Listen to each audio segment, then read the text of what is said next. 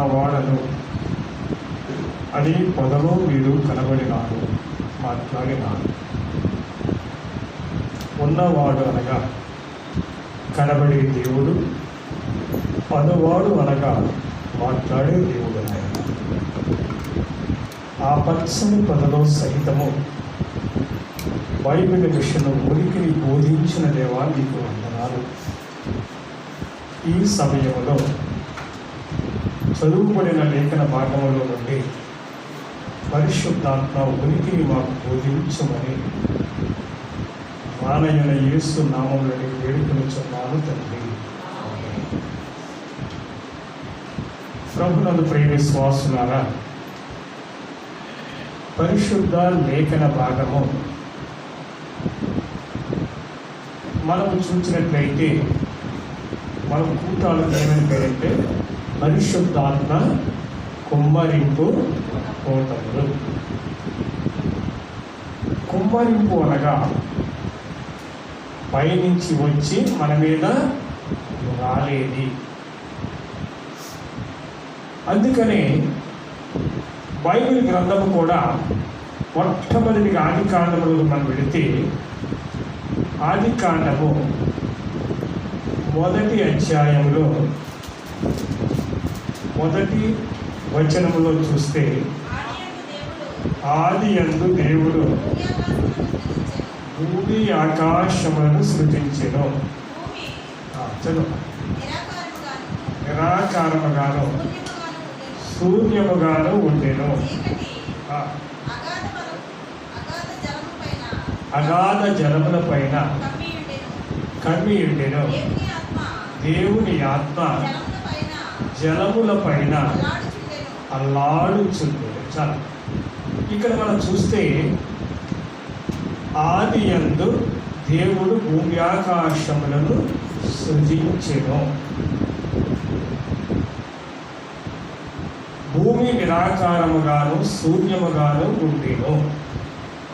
మొదటి మాటలో చూస్తే సృజించెను అంటే భూమి ఉంది, ఆకాశము ఉంది. తర్వాత వచనానికి వస్తే భూమి నిరాకారముగాను శూన్యముగాను ఉండెను. అంటే సృజించబడిన భూమికి ఆకారము కనబడటం లేదు, ఇట్ ఈస్ ఎంప్టీ అంటే శూన్యము, ఏమీ లేదు. అంటే సృజించబడిన భూమి ఆకాశాలు రెండవ వచనంలో ఏమైపోయాయి? అర్థం కావట్లేదా? మొదటి వచనంలో ఏముంది? సృజించారు అంటే క్రియేటెడ్. సృజించింది కనపడదు కదా. ఈ సృష్టి అంతా మనకు కనపడుతుందా లేదా? సృజించబడిన భూమి ఆకాశము వెంటనే ఏమైపోయింది? నిరాకారము అంటే నథింగ్. ఈ రెండు వచనాల మధ్యన ఉన్నటువంటి సంఘటన ఏమిటి అనేది మనం ఆలోచించినట్లయితే, దేవుడు అనాది సంకల్పములో రక్షణ మహాసంకల్పము యొక్క ప్రణాళికలో దేవుడు భూమిని ఆకాశమును కలుగు చేయుట ముందు ఆలోచన సభ జరిగింది. ఏ పనైనా చేయాలని మనం ఏం చేస్తాం చెప్పండి? ఆలోచిస్తాం. ఒక ఇల్లు కట్టాలంటే ప్లాన్ తయారు చేయాలా వద్దా? ఆ ప్లాన్ ఏమవ్వాలి? ఆమోదించబడాలి. ఆ ప్లాన్ తీసుకెళ్ళి పంచాయతీకి ఇస్తే వాళ్ళు ఏం చేస్తారు? ఆమోదిస్తారు. అప్పుడే కదా స్టార్ట్ చేయాలి వర్క్. ఇక్కడ రక్షణ మహాసంకల్పము అనే ప్లాను తయారైనది. ఇప్పుడు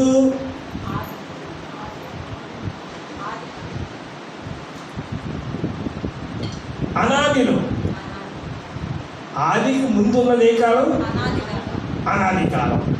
అనాదిలోనూ ఒక సభ జరిగినది. అనాదిలో ఏం జరిగిందమ్మా? అంటే అనాదిలో సభ జరగాలంటే సభకి సభ్యులు ఉండాలా ఉండద్దా? మరి ఆ సభలో సభ్యులు ఎవరు?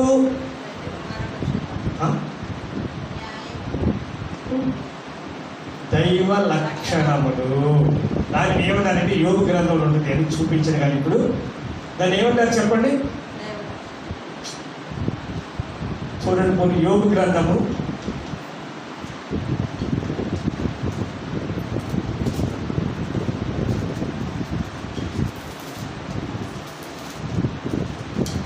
15వ అధ్యాయం రిఫరెన్స్ సింపుల్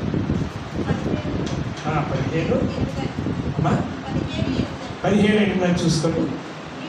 నీవు దేవుని ఆలోచన సభలో చేరి ఉన్న వాడవా.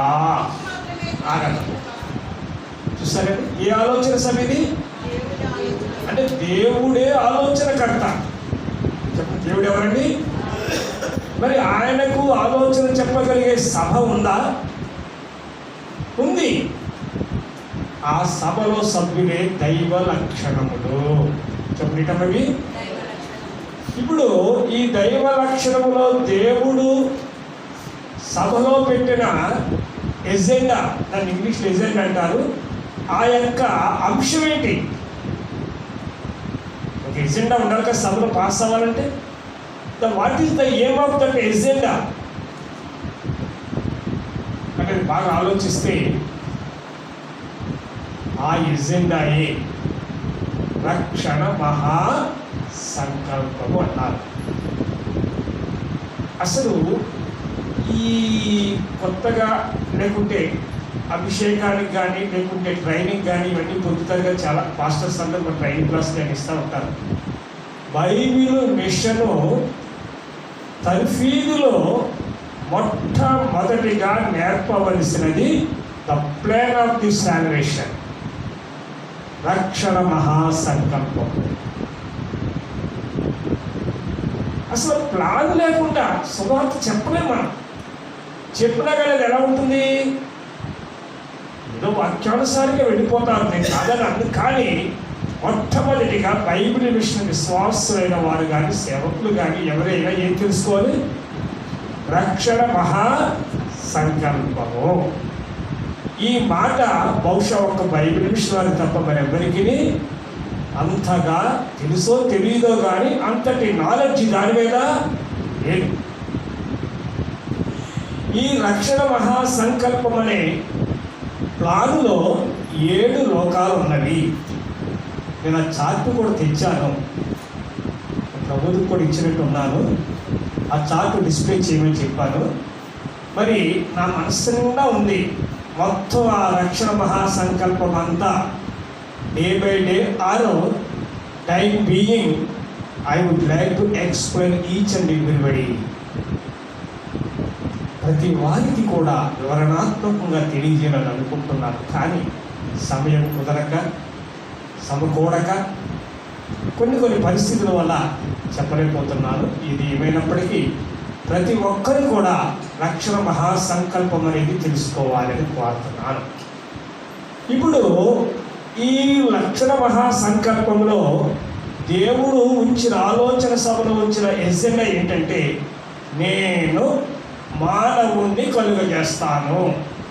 కలుగజేసే ముందు భూమి ఆకాశం అందున్న సమస్తములు కూడా 6 దినాలు చేసి 5 దినాలు చేసి 6వ దినాన్ని ఏం చేస్తాను?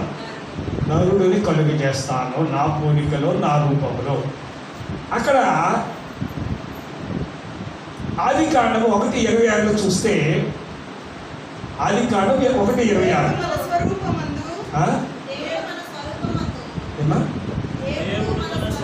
దేవుడని అలా చదివినప్పుడు కంటిన్యూగా చదవాలి. బైబిల్ చదవడం చాలా జాగ్రత్తగా చదవాలి. దేవుడని just a bit of minute ఆగాలి. ఎస్, అది అంటే ఏంటి? ఇక్కడ ఎవరు మాట్లాడుతున్నారు ఈ మాట? దేవుడు మాట్లాడుతున్నారు. దేవుడు ఒక్కడా ఎక్కువ మందా? ఒక్కడే. ఆయన ఏమన్నాడు అక్కడ? నా స్వరూపం అనాలి. కానీ ఆయన ఏమంటున్నాడు అక్కడ? మన. చూస్తారా? అంటే మన అంటే తండ్రి, కుమార, పరిశుద్ధాత్మ.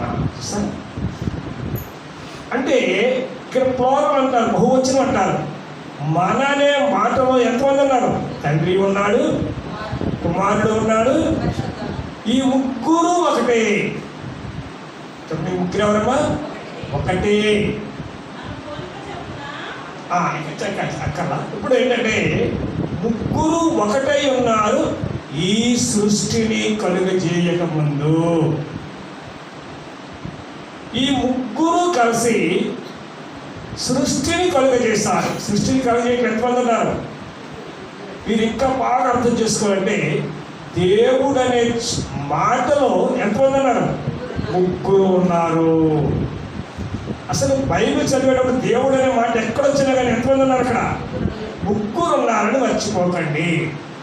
ఈ ముగ్గురు ఉన్న తదుపరి ఇక పాత నిబంధనలో మీరు బాగా పరిశీలనాత్మకంగా చదివితే ఏమవుతుందంటే దేవుడైన యెహోవా తరచుగా మనకి ఏమేపడుతుంది అంటే ఏంటి? ఇక్కడ ముగ్గురు ఉన్నారు, ఒక్కలేనా? ఒక్కలే. బాగా గుర్తుపెట్టుకోవాలి చూసారా. అందుకనే దేవుడైన యెహోవా అంటే ఏంటి? Is the father of the creation. సృష్టికి తండ్రి ఆయన. కనుక పాత నిబంధనలో మాట్లాడిన దేవుడు ఆయన. చెప్పండి, ఎవరైనా ఆయన? అందుకనే దేవుడైన యెహోవా సెలవిచ్చినది ఏమనగా, ఎక్కువసార్లు చూడండి బైబిల్ చదివితే మీకే తెలిసిపోతుంది. అంటే తండ్రిగా పనిచేసిన దేవుడు ఆయన, తండ్రిగా మాట్లాడిన దేవుడు ఆయన. కానీ ఈ అనాది సంకల్పన సభలోనే ముగ్గురు ఆలోచన చేసుకుంటూ ఉండగా నేను మానవుణ్ణి కలుగజేస్తాను, మానవుడు పాపములో పడిపోతాడు, ఆ మానవుణ్ణి నేను రక్షించాలి. అర్థమవుతుంది అందరికీ? రక్షించాలి అంటే ఏం చెయ్యాలి? ఇది ఆలోచనే కదా. What I how to do the humanity from the sin అనేది ఒక ఆలోచన. ఈ ఆలోచన ఎక్కడ పెట్టారు తండ్రి? దేవుడు సభలో ఉంచాడు. ఈ సభలో ఉన్న వాళ్ళు ఏం చేయాలి? సలహా ఇవ్వాలి. సభ పెట్టుకొని అడిగారు అనుకోండి, దానికి ఏమి ఇవ్వాలి? మీరు ఏం చేద్దామంటే సలహా ఇవ్వాలి వద్దా? అప్పుడట పరిశుద్ధత అన్నదట, పాపములో పడిపోయిన నీ కుమారుని బ్రతికించటానికి శుద్ధి చేయటానికి నేనేం చేస్తాను? నా పరిశుద్ధత అనే లక్షణాన్ని త్యాగం చేస్తాను. శక్తి అన్నదట పడిపోయిన మనిషిని లేవనెత్తటానికే నా శక్తిని ఇస్తాను. పాయింట్. వెలుగన్నదట పాపపు చీకటిలో ఉన్న నీ బిడ్డను వెలుగులోనికి నేను నడిపిస్తాను అని ఒక్కొక్క లక్షణాన్ని చెప్పడానికి టైం లేదు కనుక నేను బ్రీఫ్గా చెప్పి వెళ్ళిపోతున్నాను. అన్ని లక్షణాలు మోకొమ్ముడిగా కలిసి ఏమన్నాయి? పడిపోయిన మానవుడి కొరకు మేము మేము మేము మేము త్యాగం చేస్తామట. అర్థమవుతుందా? మరి అన్ని లక్షణాలు ముందుకు వస్తే ఒక లక్షణం అడ్డుపడినది. చెప్పండి, ఒక లక్షణం చేస్తున్నామా? ఏ లక్షణం అది? న్యాయము. బాగా గుర్తుపెట్టుకోండి. ఎవరది? ఎందుకు అడ్డుపడింది?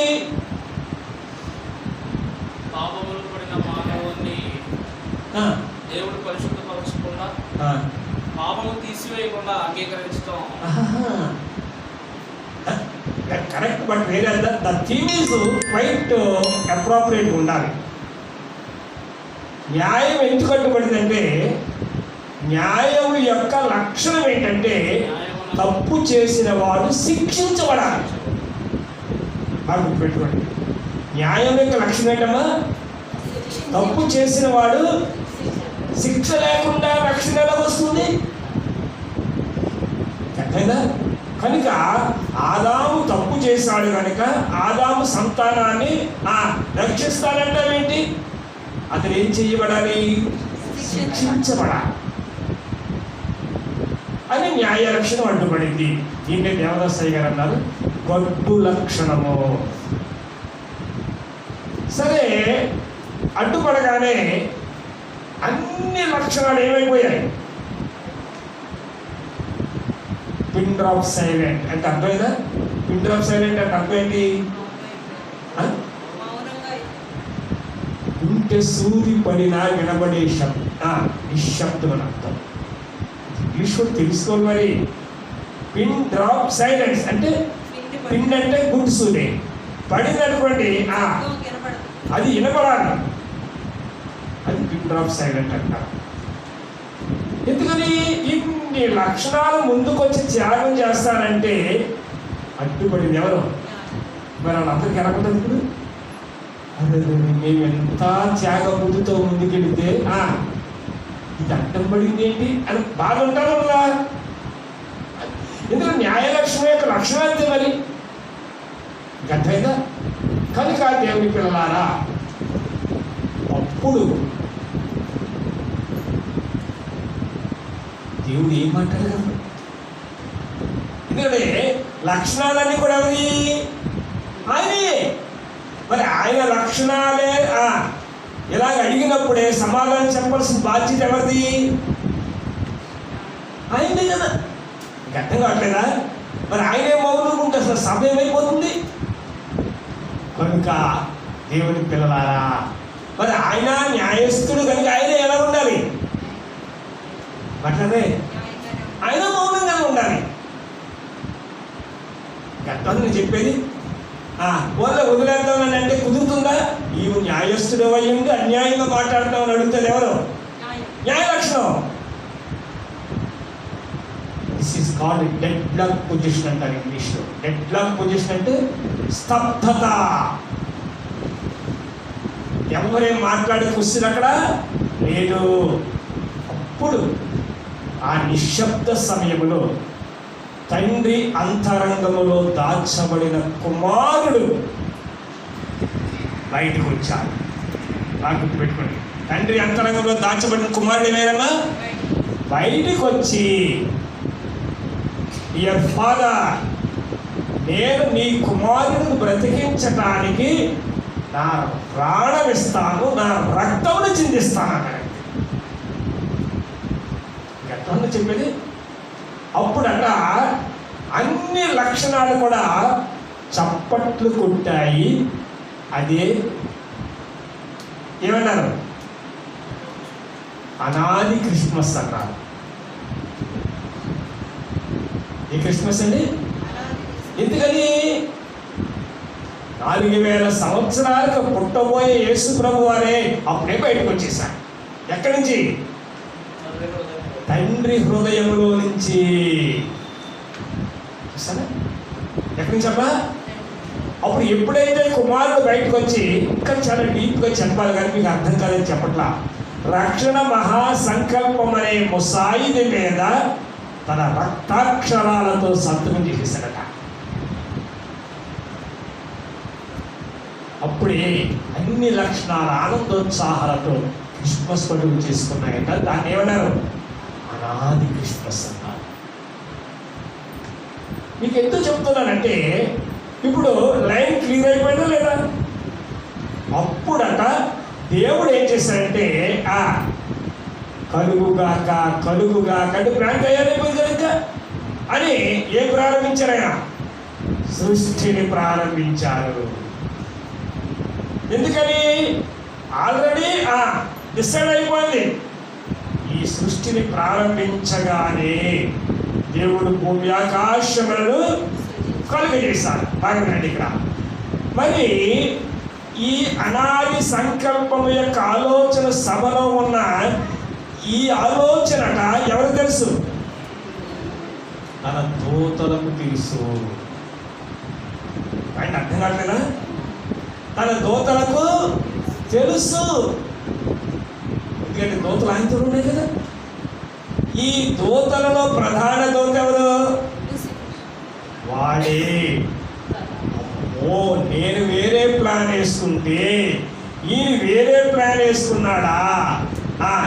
ఏమైనా సరే ఈ ప్లాన్ నేనేం చెయ్యాలి చెప్పాలి, సాగనివ్వకూడదని దేవుని పిల్లలారా ఆ సాతానట ఏం చేస్తాడు?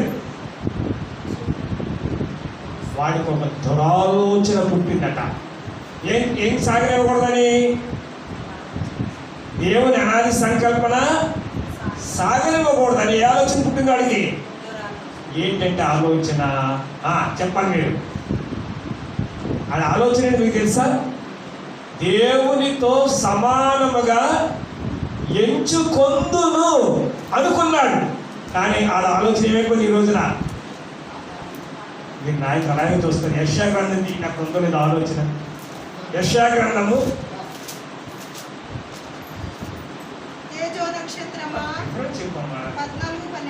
14:12 చెప్పమ్మా, చదవమ్మా. తేజో నక్షత్రమా, వేకువ చుక్క, నీ వెట్లు ఆకాశము నుండి పడితివి.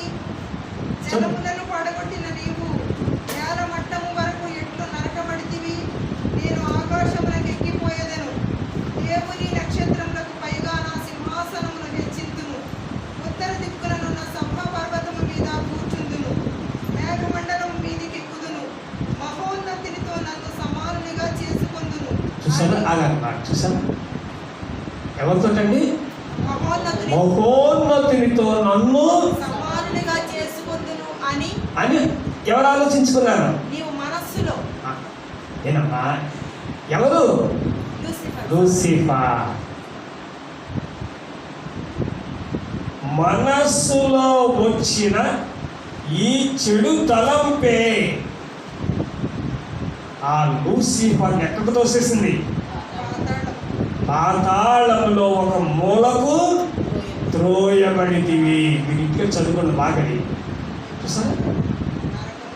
ఆలోచన సభలో దేవుని ఆలోచనకు పర్యాయప్రదముగా, ఇంకా చెప్పాలంటే కాంపిటేటివ్ అంటారు ఇంగ్లీష్లో. అంటే ఏంటి? ప్రత్యామ్నాయముగా మరి యొక్క ఆలోచన పుట్టినది. అది ఏ ఆలోచనది? సాతానుకు వచ్చిన ఆలోచన. అర్థం మీకు? ఎప్పుడైతే ఈ ఆలోచన వచ్చిందో మనస్సులో అనుకోగానే ఒక్క తనుదన్నాడు దేవుడు. ఎక్కడి నుంచి? పరలోకంలో ఎవరిని తన్నగాని ఎక్కడ పోయాడు?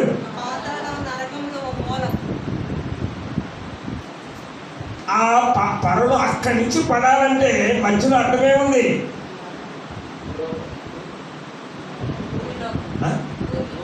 భూమి.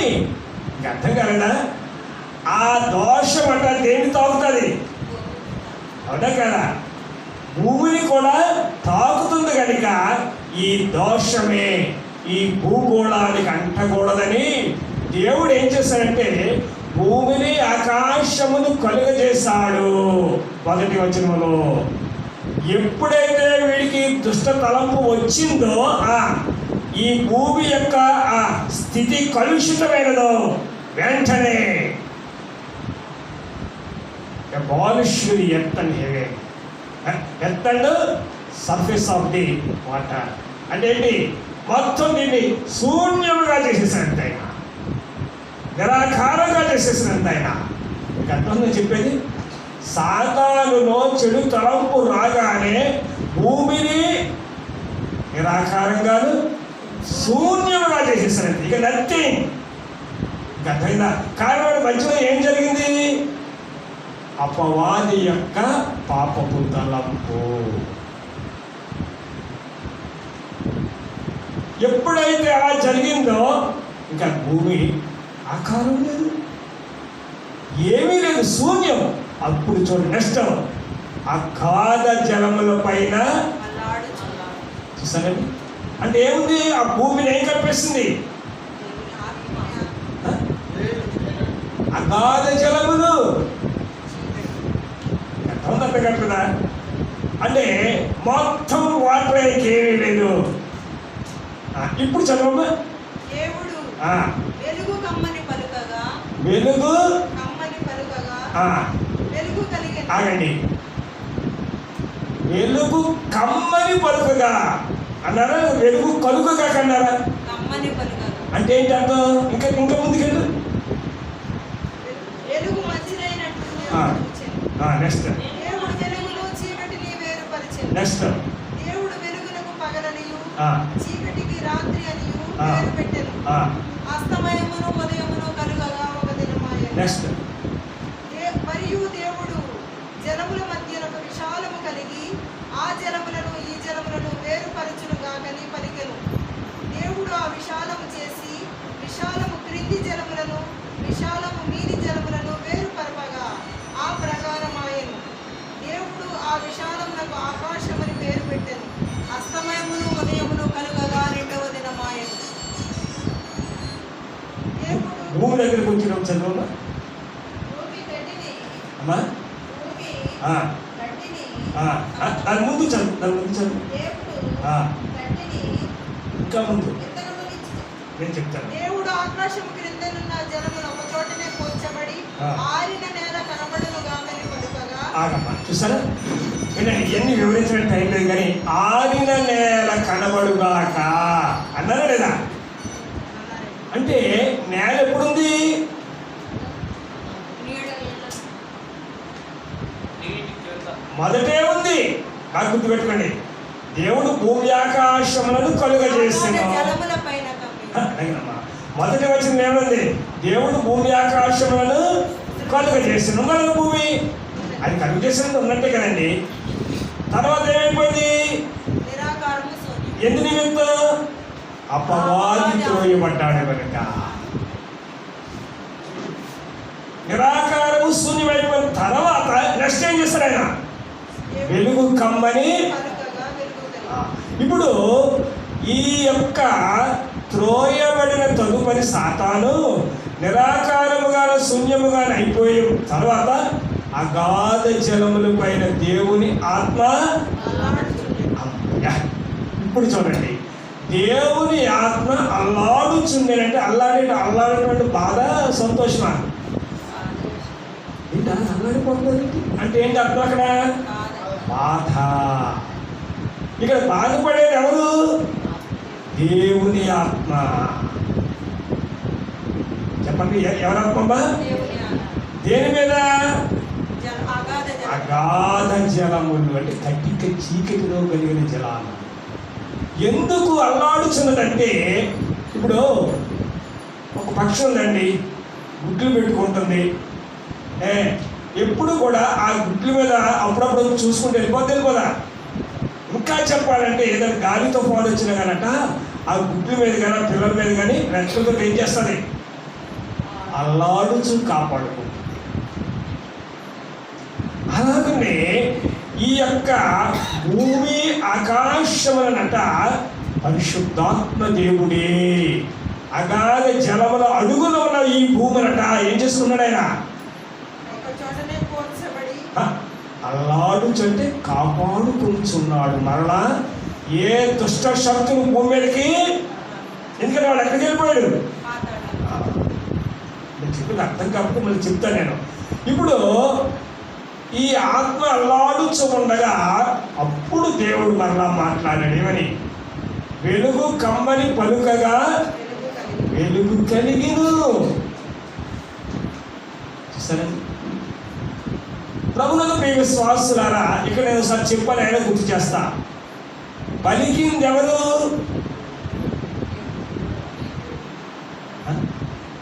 తండ్రి. పలుకెవరు? కుమారుడు. వెలుగు కలిగించింది ఎవరు? అమ్మయ్య. చూసారా? దేవుడు అంటే ఎంతమంది ఉన్నారు? ముగ్గురు పనిచేస్తున్నారు ఇక్కడ. తండ్రి పలికాడు. ఆ పలుకెవరు? ఎందుకని? ఆ వాక్యమే, అది ఎందు వాక్యం ఉండేది, ఆ వాక్యమే ప్రజలందరికీ. పలుకెవరు? కుమారుడు. ఇప్పుడు వెలుగు కలిగించింది ఎవరు? పరిశుద్ధాత్ముడు. అందుకని తండ్రిని ఏమంటారంటే క్రియేటర్, సృష్టికర్త. కుమారుడు ఏమంటారంటే సేవియర్, రక్షణకర్త. పరిశుద్ధాత్మను ఏమంటారు?